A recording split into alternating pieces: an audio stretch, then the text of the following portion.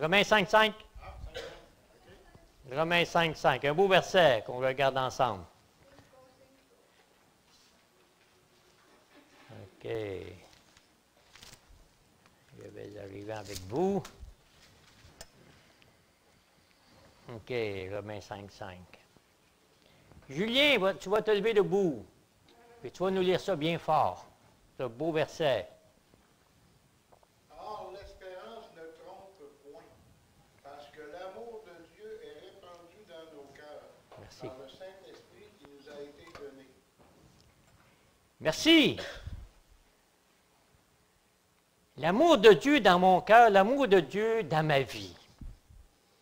Qu'est-ce que cet amour me permet? Bien, j'ai découvert 3 points. De marcher sans crainte, de courir avec assurance et de vivre victorieusement. Dans un sens, c'est la plénitude d'une vie chrétienne authentique. Une vie de disciple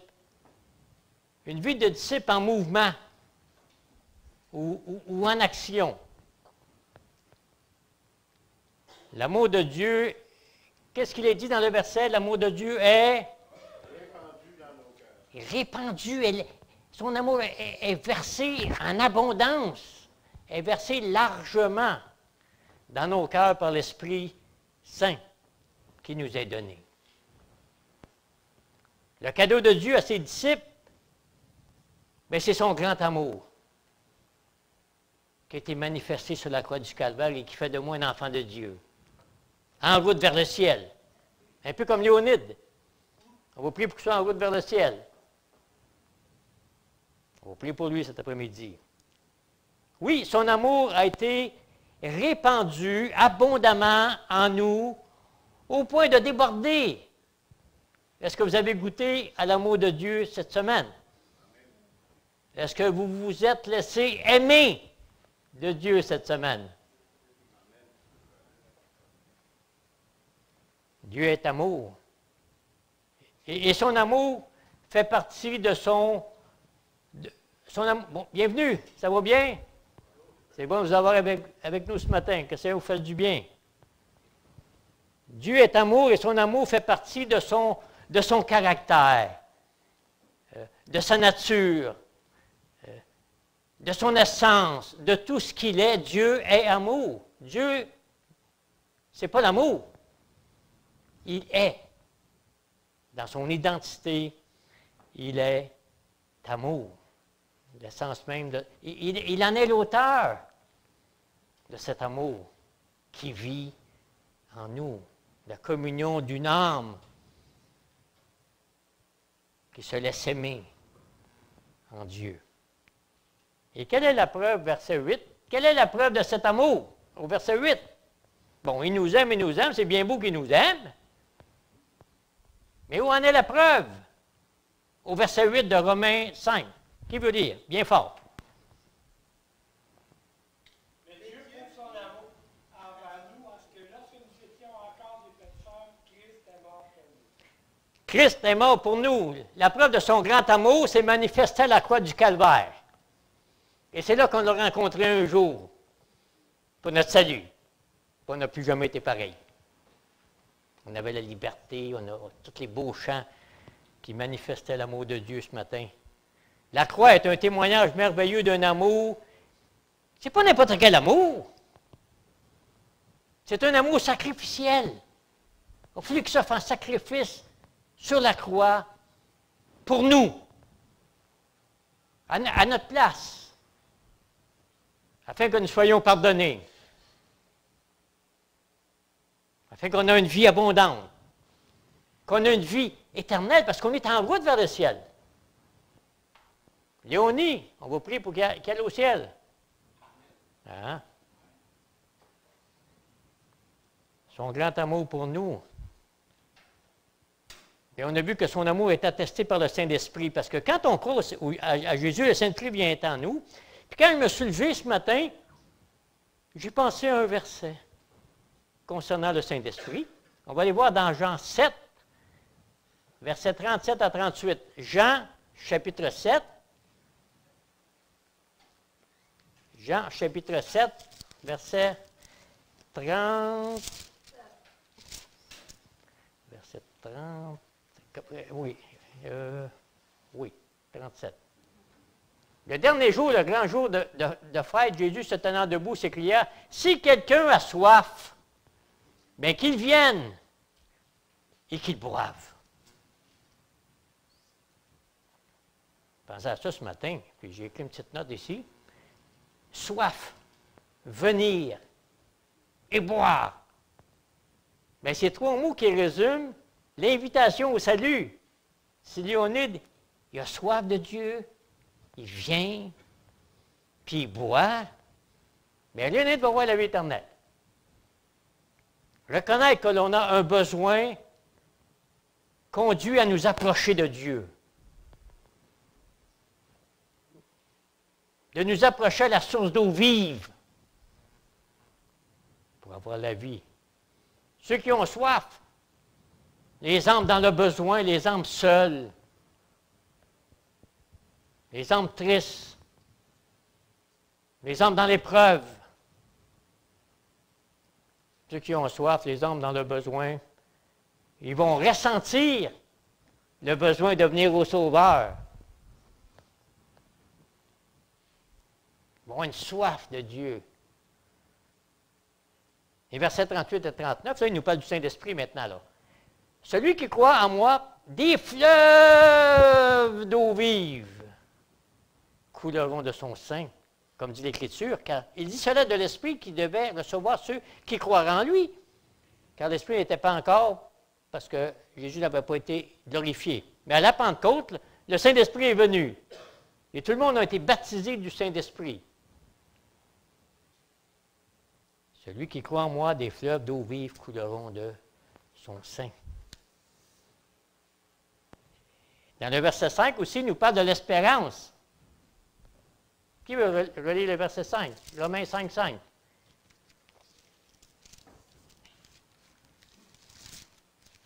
Or, l'espérance ne trompe point, parce que l'amour de Dieu est répandu dans nos cœurs par le Saint-Esprit qui nous a été donné. Merci, le Saint-Esprit. Notre espérance ne trompe pas. Il n'y a pas de confusion. On est sûr d'être dans sa présence un jour, c'est une garantie.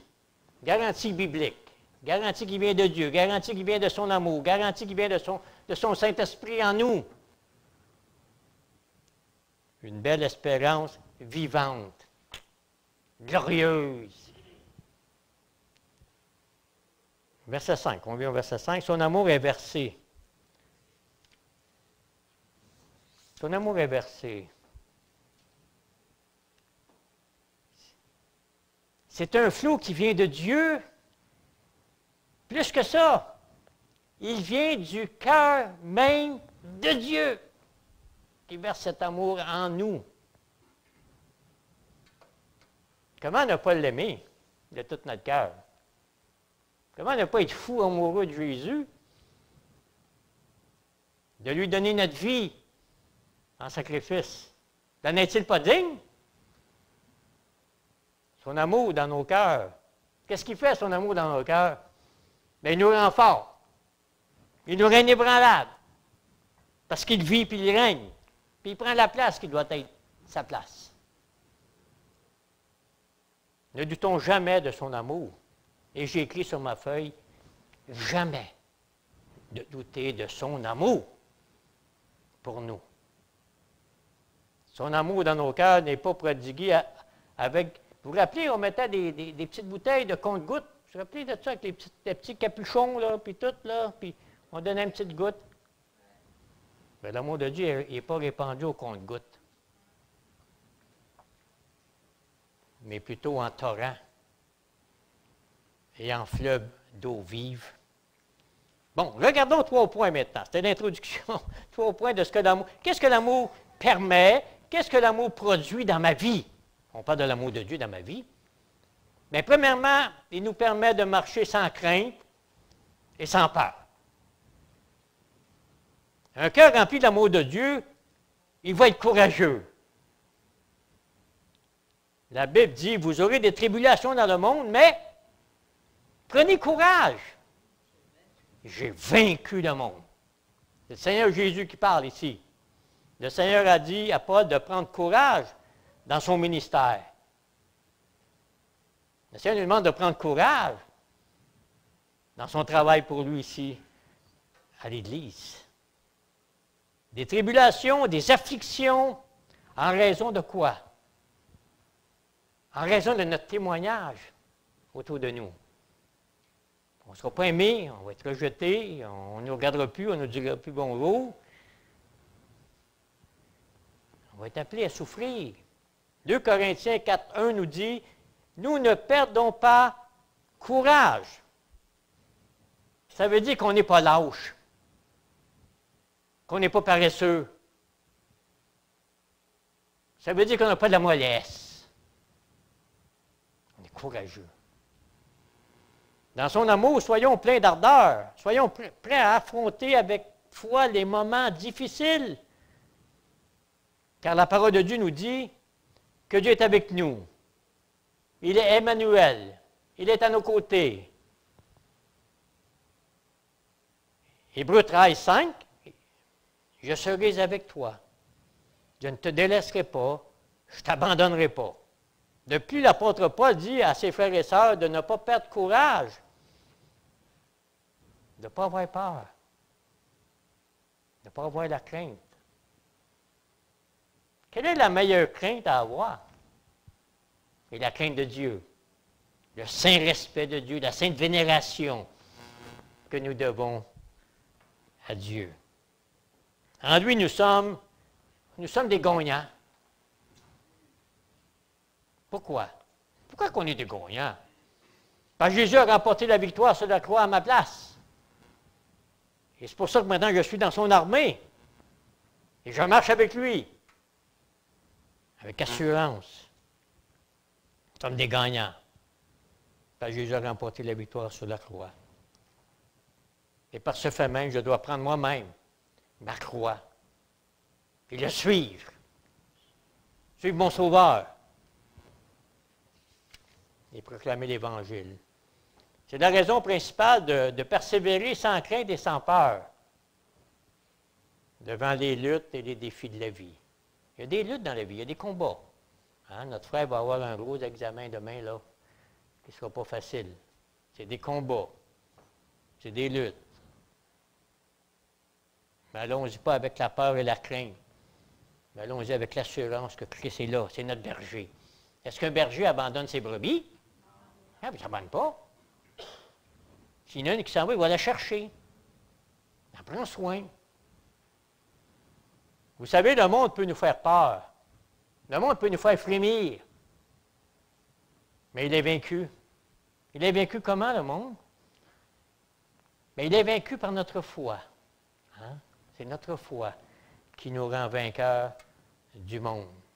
Nous sommes des conquérants. Moi, j'aime beaucoup le livre de Josué. Avec son armée, il avance, puis on y va. Et l'arche marche devant, l'arche de Dieu marche devant, et on suit, et on s'en va au combat.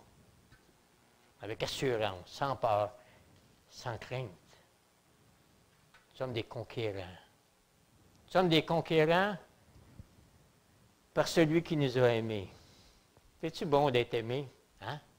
On aime nos épouses, on aime nos maris, on aime nos frères, on aime nos sœurs.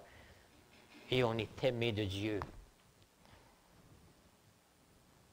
Debout, sainte cohorte, soldats du roi des rois, tenez d'une main forte l'étendard de la croix. On va en avant. Bien-aimé, un cœur rempli de l'amour de Dieu marchera dans les traces de son maître. Et pas dans mes traces, mais dans les traces du berger. Il y avait une histoire à un moment donné sur les pieds dans le sable, quelque chose comme ça. Là. En tout cas, il y avait une épreuve, puis je pense qu'il fallait marcher dans les pieds du Sauveur, dans celui qui a souffert à ma place. Je pense que c'était les pieds dans le sable, je pense. Les pas dans le sable. Deux traces de pas. Ah. Puis dans l'épreuve, il y en avait juste une. Puis celui qui était dans l'épreuve chicanait. C'est n'est-ce pas, je t'ai transporté sur mon dos. C'est pour ça que juste une trace de pas. Est-ce qu'il y avait deux traces ou une trace? Il y avait deux traces au début, Merci. Hey, c'est une belle histoire, ça. Ça, c'est beau, ça. J'avais un petit pamphlet à un moment donné. C'est une belle histoire, ça. On va marcher dans les traces de Jésus, dans ses pas. Et si je marche dans ses pas, bien, je marche dans le chemin étroit. C'est-à-dire, je le suis. Je ne marche pas dans le chemin large. Je marche dans le chemin étroit, appelé à une vocation. Parce qu'on est appelé à une vocation sainte et on est appelé à une vocation glorieuse aussi. La Bible nous encourage à suivre notre berger, à imiter sa nature, à imiter sa conduite, c'est-à-dire de vivre de sa vie. C'est ça, la vie chrétienne, vivre de la vie de Dieu même. Paul disait, hein, on l'a dit la semaine passée, Christ est ma vie.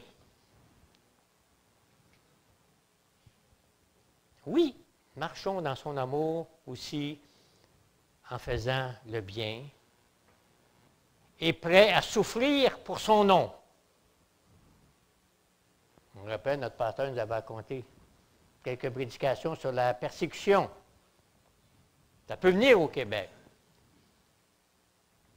Est-ce qu'on est prêt à souffrir pour Christ? De marcher dans son amour sans crainte, c'est quoi aussi? Bien, c'est affronter l'adversaire de nos vies, l'adversaire de nos cœurs, celui qui veut nous faire chuter, celui qui veut nous faire douter, celui qui veut nous entraîner dans ses ruses, celui qui veut nous entraîner dans ses pièges.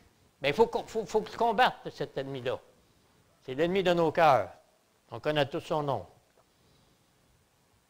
Rappelez-vous la tentation de Jésus dans le désert. Comment Satan a-t-il été confronté? Il est écrit, vous vous rappelez de ça, dans Matthieu 4, il est écrit. Là, Satan venait le tenter. Oui, je suis tout dans la montagne. Jésus dit, attends un peu. Attends un peu, là. Attends un peu. Il est écrit. C'est vrai, Seigneur ton Dieu. Hein? Il a pris la parole de Dieu. Il a pris l'épée de l'esprit. Quand l'ennemi veut nous tenter, nous faire chuter, qu'est-ce qu'il faut faire? Il faut prendre l'épée de l'esprit, puis lui parler. Il va s'en aller. Et on va marcher ainsi, sans peur et sans crainte. 3 répliques au tentateur, il est écrit. Parce que la parole de Dieu, là où Jésus a marché, on va y marcher aussi. Le disciple n'est pas plus grand que le maître, nous dit la Bible.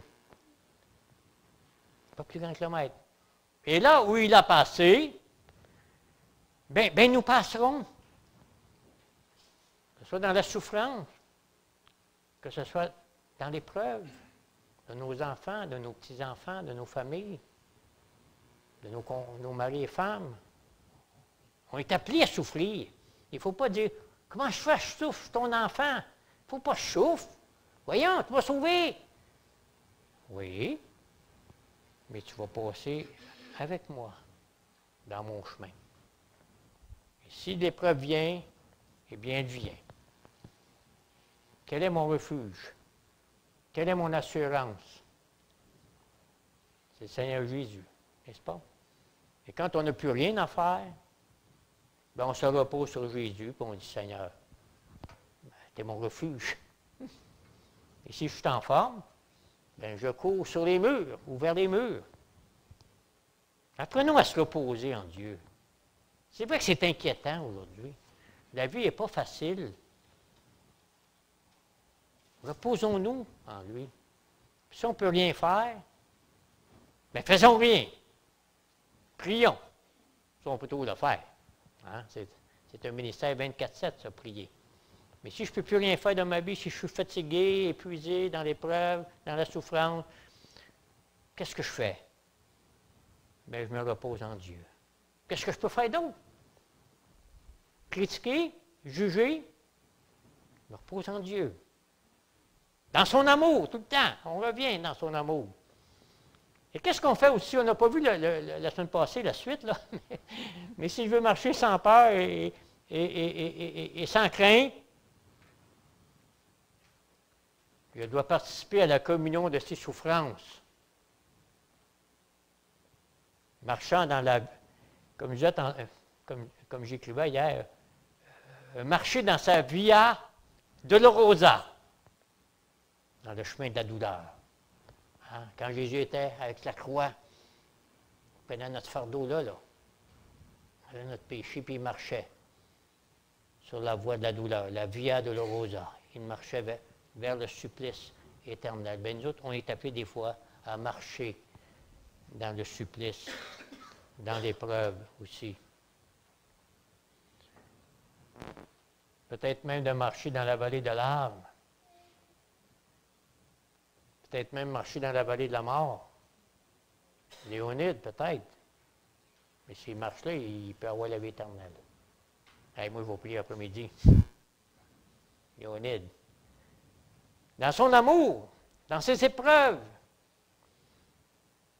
Mais dans son amour, ils vont changer en bravoure. Je vais être brave. Pas par mes forces, on n'a pas de force de toute façon. par les forces de Christ. Car la parole de Dieu nous dit que rien ni personne va nous séparer de l'amour de Dieu, manifestant en Jésus-Christ. Aucun événement, aucune circonstance, aucune épreuve, aucune circonstance, aucun événement, aucune peine ne va m'éloigner de l'amour de Dieu manifesté en Jésus-Christ. Quelle paix, quelle joie. Un vieux prédicateur écossais, il parlait beaucoup de la paix et de la joie, et il disait que ces deux fruits, bien, sont jumeaux ou jumelles. La paix, la joie, sont jumelles. Il disait, la paix et la joie au repos. Pour réfléchir à ça, la paix et la joie au repos, et la joie et la paix qui danse. Là, il faut qu'on réfléchisse à ça maintenant. Mais pas ce matin, mais je vais réfléchir à ce que j'ai écrit hier. Là. La paix et la joie au repos, la joie et la paix qui danse. Bon, on va réfléchir à ça. Alors, marchons avec hardiesse, nous appuyant sur tout le conseil de Dieu. Tu sais ce qui fait notre assurance? La parole de Dieu. Je sais qu'il y a un vieux pasteur qui était monté sur la scène pour un témoignage, puis il avait oublié sa Bible sur le fauteuil à Rosemont. Ah, il dit, attendez les frères. Il allait chercher sa Bible. Il dit, là, j'ai mon assurance. J'ai le livre de Dieu dans mes mains. C'est un exemple. Je ne me souviens plus de ce missionnaire. C'est un missionnaire. Il y avait la parole de Dieu. Donc, c'était une sœur dans la foi. C'était une sœur, une missionnaire, plutôt une. Puis elle a dit, je vais aller chercher ma parole de Dieu. Mon réconfort.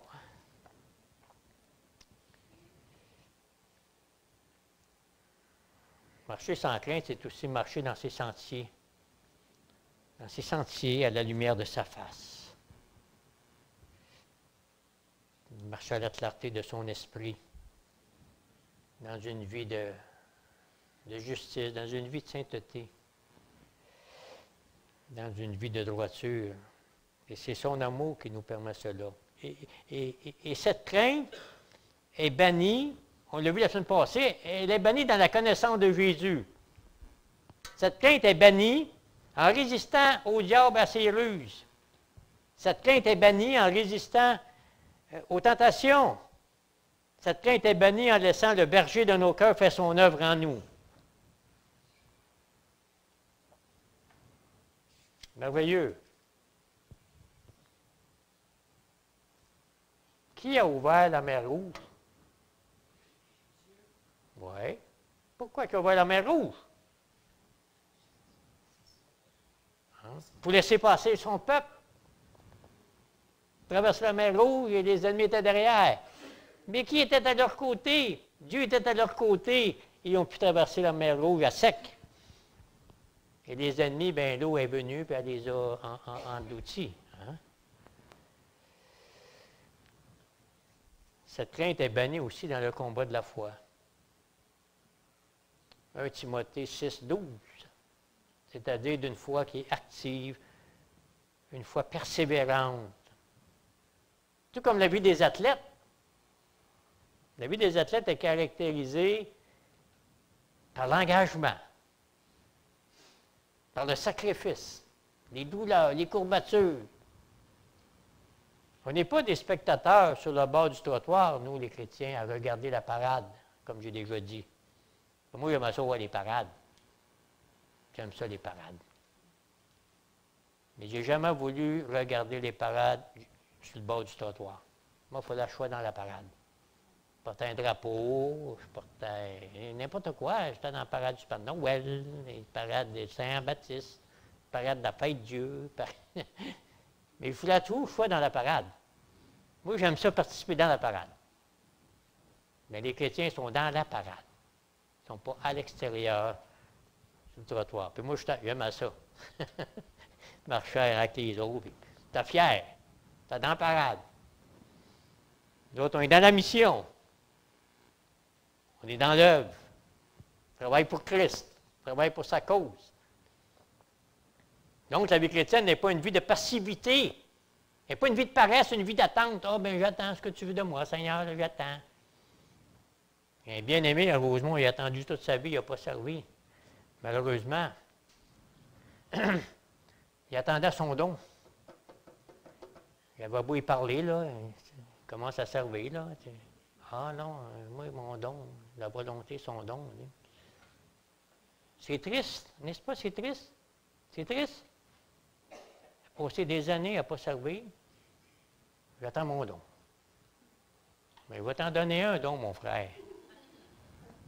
Commence à servir dans l'Église. Tu vas trouver ta place, ça ne sera pas long.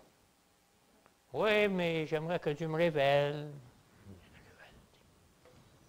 Je vais te le révéler, moi, ton don. Avec amour, serre. Malheureusement, en tout cas, ça a été triste pour lui. De vivre une vie de passion, une vie d'action, une vie de passion, une vie de loyauté, une vie de noblesse. On voit pas ça beaucoup, ces mots-là, la loyauté. C'est quoi ça? La noblesse. Tu t'en vas là. On n'est pas dans la Renaissance. La noblesse, d'être noble. Dieu nous rend nobles. Dieu nous rend vaillants. Il enlève la crainte de nos cœurs. Marcher dans son amour sans crainte est aussi marcher humblement avec Dieu, être humble, être dépendant de lui. Dans la vérité, hein? Michée 6:8. Marcher dans son amour sans crainte, c'est porter bien haut la bannière de la croix, comme je disais tantôt. Portant la semence avec l'arbre. Léonide, Seigneur, touche-les. On va y aller en pleurant. Moi, je serais prêt à y aller aussi. Pleurer, on va porter la semence. On aime. On n'aime pas le péché, mais on aime le pécheur. On aimerait tellement qu'il soit comme nous, sauvé, ayant l'assurance, n'est-ce pas?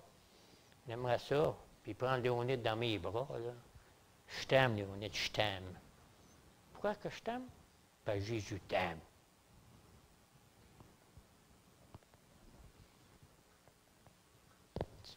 Des fois, on est là, ouais, mais c'est dur, le témoignage. C'est pas les autres, le témoignage. C'est nous autres. Oui, mais lui, c'est moi le témoignage. OK.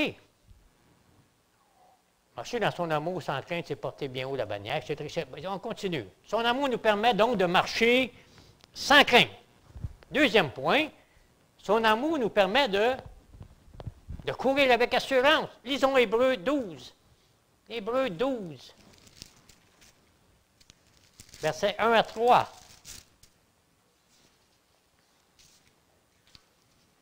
Hébreux 12.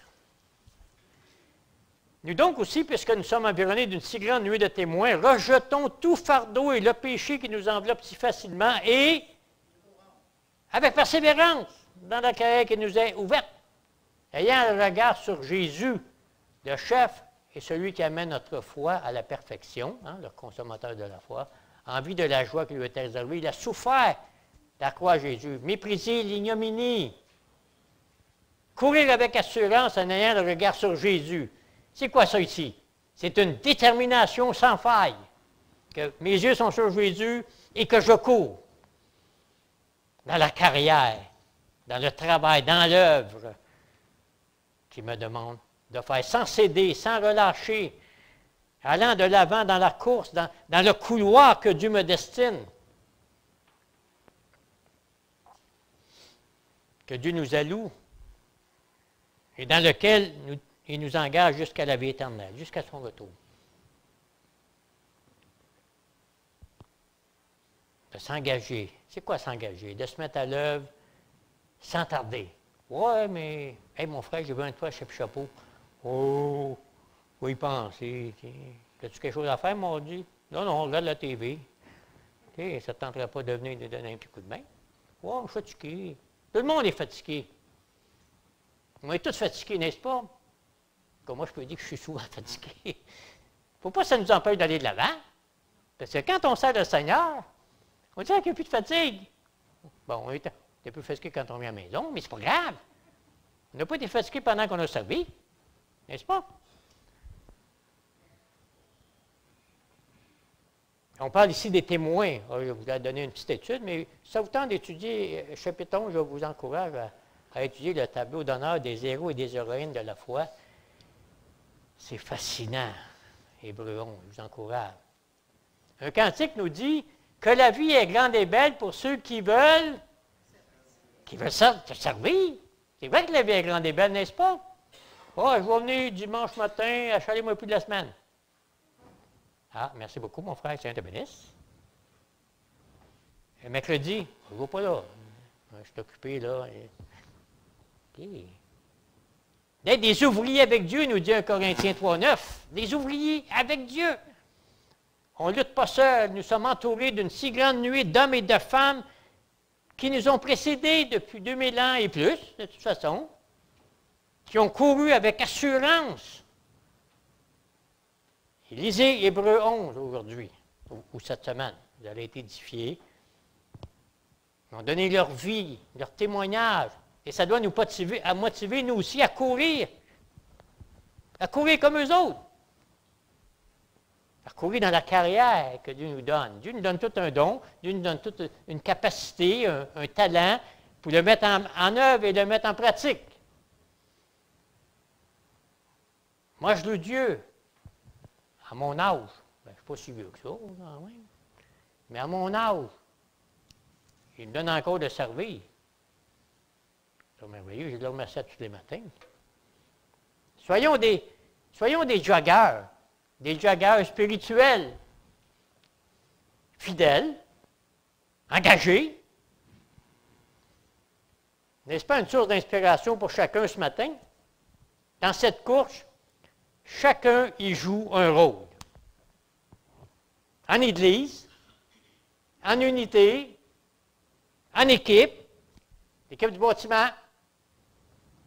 Chercher un bâtiment, une location avec notre frère Martial, chapeau, nos jeunes adultes, nos placeurs, notre équipe de recherche du bâtiment, vos anciens, votre conseil d'administration, vos diaconesses, en tout cas, ceux qui font le ménage.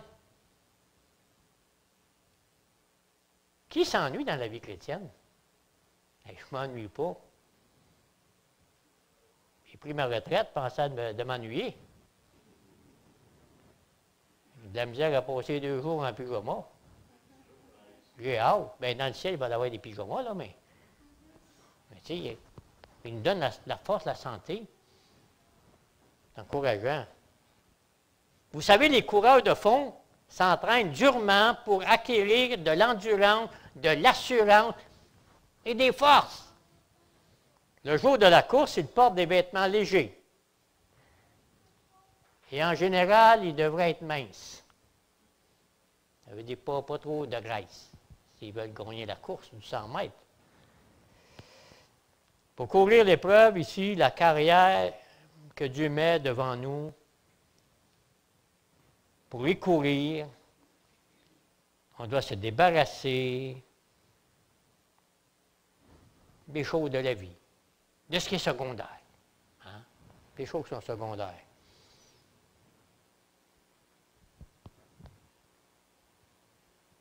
De nous débarrasser de tout fardeau, de nous débarrasser de tout surpoids.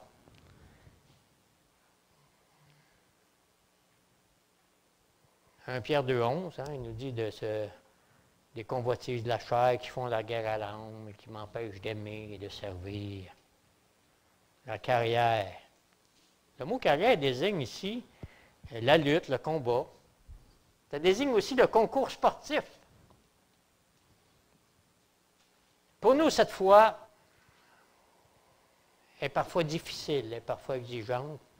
On est fatigué, mais la foi nécessite des efforts. La foi nécessite des sacrifices.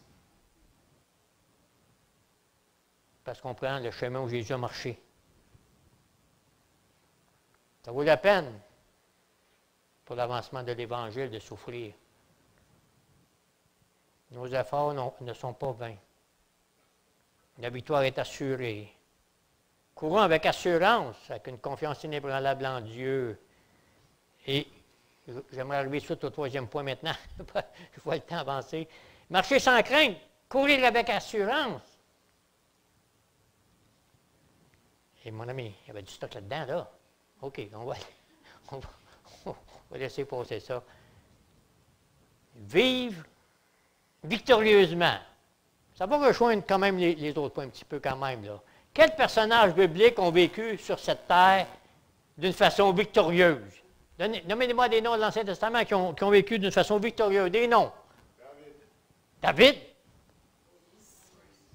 Moïse. Josué. Déborah. Abigail. Gédéon. Daniel. Hé, Daniel. Mon ami, il n'a pas pensé à Daniel. OK. Daniel. William-Henri Frey. Les frères Côte-Noire. Les frères Héron, M. Kerr. Les pionniers de l'Évangile qui sont nés au Québec dans les années 50 et qui ont été persécutés, qui ont fait de la prison, qui se sont fait peinturer leurs voitures, qui se sont fait voler le linge de la corde à linge, qui sont fait persécuter dans les années 50, et plutôt les années 50. Les frères et sœurs de nos églises qui vivent victorieusement ici. Les martyrs d'hier et d'aujourd'hui. C'est merveilleux. Mais que veut dire vivre victorieusement? Bien, c'est de chanter 1 Corinthiens 15, 58. Soyez fermes et débranlables, travaillant de mieux en mieux à l'œuvre du Seigneur, sachant. Sachant quoi? Ah! Moi, je ne m'en rappelais plus. Merci. Que votre travail ne sera pas vain dans le Seigneur. Le psaume 89, 16 nous dit « Bénis le peuple qui connaît le son de la trompette. » Pour nous, c'est l'appel de Dieu. Il marche à la clarté de ta face. Vivre victorieusement, c'est vivre dans la victoire de Christ à la croix. C'est ça, vivre victorieusement. Sa victoire nous rend plus que vainqueurs, nous dit la parole, pour vaincre ce qui peut nous empêcher d'avancer. L'apôtre Paul a bien appris cette leçon dans son écharpe dans la chair. Il a vécu victorieusement sa foi jusqu'à la mort. 2 Timothée 4, 7, il nous dit « J'ai combattu le bon combat. J'ai achevé la course. J'ai gardé la foi. » Je vous encourage à faire, je pense qu'on va faire cette étude-là, moi. Combattu, achevé et gardé. Wow! Quelle belle étude, je vous encourage à faire. Paul a réalisé tout ce que Dieu lui avait demandé de faire et d'accomplir. Quelle belle carrière dans la marche, dans la course, dans la victoire. C'est un beau chant de triomphe. Je vais écrire ça sur mon épitaphe. Combattu le bon combat. J'ai achevé la course. Hein? C'est bon. Bon, on arrive à la fin. C'est son grand amour en nous qui nous permet d'être victorieux, d'être joyeux, d'être enthousiaste, malgré les choses de la vie, là. Quel encouragement d'être conduit en un Dieu souverain en tout temps, de bénéficier de sa victoire sur le monde, sur le péché, sur la chair. Quelle sécurité et quel bien-être en lui. Je termine en vous citant un verset de 2 Corinthiens 2,14. Paul dit, maintenant, il fait des actions de grâce à Dieu, qui nous fait toujours triompher en Christ, et qui répand par nous la fragrance. La fragrance, c'est un beau mot, hein? Le doux parfum de Jésus, de sa connaissance en tout lieu. Dans nos services, dans nos ministères ici, nous sommes le reflet de Christ pour ceux qui sont autour de nous. Oui, cette victoire en Christ est un doux parfum qui va attirer les gens à la croix. Chapeau, les gens qui viennent, on les prendra chacun de... Je vous aime. Je ne les connais pas. Je vous aime.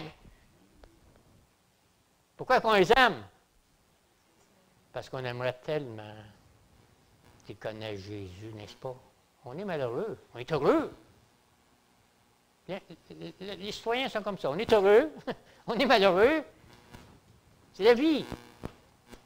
Mais on est heureux d'être en Jésus-Christ, mais on va être heureux encore plus si quelqu'un donne sa vie à Jésus. Sa vie va changer. Ça va être merveilleux, en tout cas. Finalement, suivons le char triomphal de Dieu de victoire en victoire, et nous serons vainqueurs en lui, n'est-ce pas? Conclusion. Cette semaine, goûtons à son merveilleux amour, et ainsi, nous marcherons sans crainte, sans peur. Nous courrons avec assurance et nous vivrons victorieux. Hein? Que le Seigneur bénisse sa parole à nos cœurs. Amen.